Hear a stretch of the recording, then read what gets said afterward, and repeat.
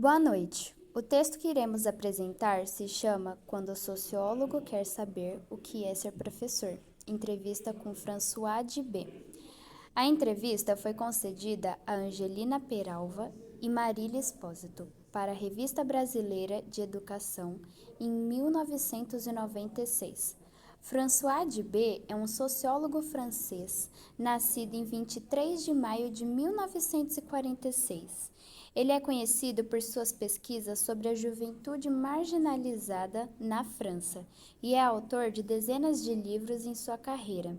Entre eles estão Sociologia de la Experiência, de 1994, Le Temps de las Passions Tristes, de 2019, Les Licens, de 1991, L'École peut elle sauver la démocratie, de 2020.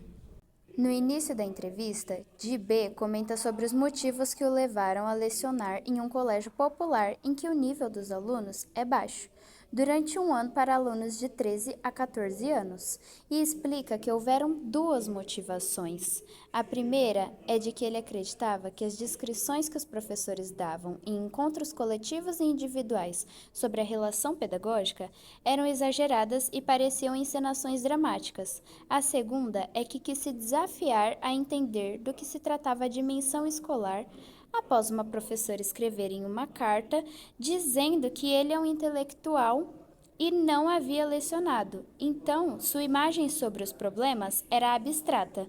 Ele deixa claro que teve muito apoio, mas também teve dificuldades. Uma de suas surpresas foi ao ver que a descrição que os professores davam sobre a relação pedagógica é verdadeira e que os alunos não estão naturalmente dispostos a serem alunos, como completa o sociólogo. A situação escolar é definida pelos alunos como uma situação não de hostilidade, mas de resistência ao professor. E segue comentando que se impressionou com o fato de ele ter que manter os alunos ocupados constantemente, ou eles falam, e nota que é extremamente cansativo dar aula, já que é necessário dar tarefas, seduzir, ameaçar e falar a todo instante. Como disse o autor, não são alunos capazes de fingir que estão ouvindo, sonhando com outra coisa e não fazer barulho.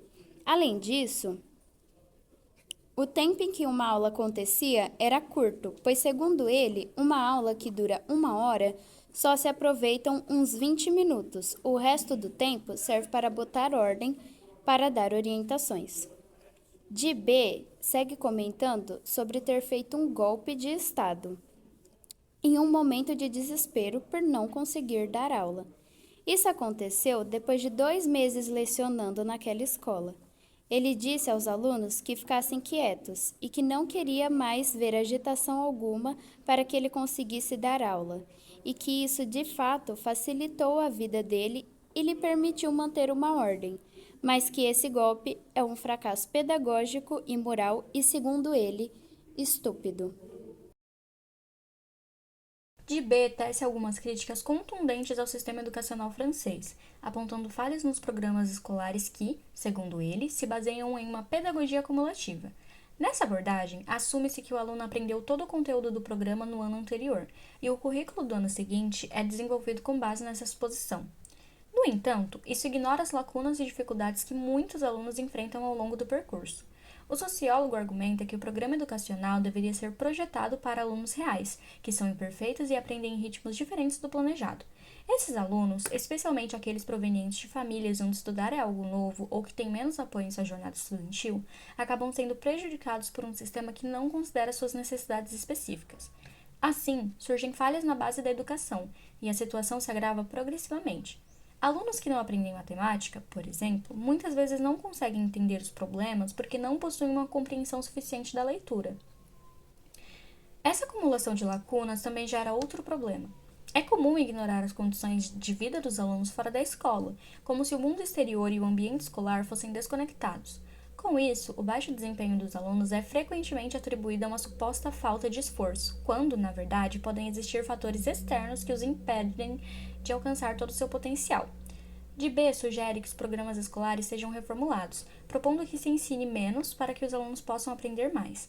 Ele defende que se deve dedicar mais tempo ao ensino de poucas, mais difíceis, matérias, de modo que os alunos as compreendam profundamente. O programa é feito para um aluno que não existe. É feito para um aluno extremamente inteligente. Além disso, de B destaca a falta de reciprocidade no ambiente escolar. As obrigações dos alunos são claramente definidas, mas não seus direitos. Os estudantes, por exemplo, são obrigados a seguir regras e a entregar deveres na data prevista, enquanto os professores não têm prazos rígidos para devolver as correções. Deveria ter regras de vida em grupo partilhadas, isso é, que o mundo do colégio seja um mundo em que haja uma cidadania escolar. Cada professor fazia o que queria em sua sala de aula, com seu método próprio, que poderia ou não funcionar para os diferentes alunos na sala de aula. Existem métodos que servem e métodos que não servem. Como o professor é a personificação de seu método, pedir para que ele o mude é como pedir a ele que mude sua própria essência, algo difícil e que muitas vezes não traz bons resultados. Dibé conclui que o apego dos alunos ao professor influencia seu aprendizado, embora não se saiba ao certo o que determina essa conexão. Pode ser a idade, o gênero ou o método utilizado. O que parece realmente fazer a diferença é o chamado efeito Pigmalion. Professores que acreditam no potencial de seus alunos e demonstram confiança neles tendem a obter melhores resultados. Nos momentos finais da entrevista, o autor comenta sobre a situação escolar não fazer mais sentido nos meios populares por conta das emoções sentidas pelos estudantes. Eles se sentem infelizes, humilhados e magoados, além de que os alunos não acreditam mais que os seus diplomas os façam sair de sua origem social por conta das condições do mercado de trabalho. Segundo Dibé, isso é vivido como uma violência individual pedagógica. Como uma proposta de mudança no sistema educacional, Dibé sugere a criação de um quadro normativo de forma democrática, que envolva tanto os alunos quanto os professores, pois é preciso dar aos alunos meios de participarem desse quadro para que haja uma democracia escolar. Ele reforça que a violência escolar não é só um produto da violência social. Os casos de violência contra os professores são quase sempre uma resposta à violência sofrida pelos alunos, e com a criação do quadro normativo, se tem um sistema rígido e um momento de expressão dos alunos. Segundo Dibé, quando é só disciplina, acaba explodindo, ou, então, quando não há disciplina, é a rua que entra no colégio.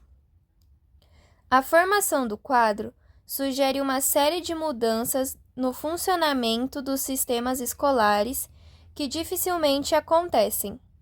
Então, para driblar as regras, são criados novos dispositivos.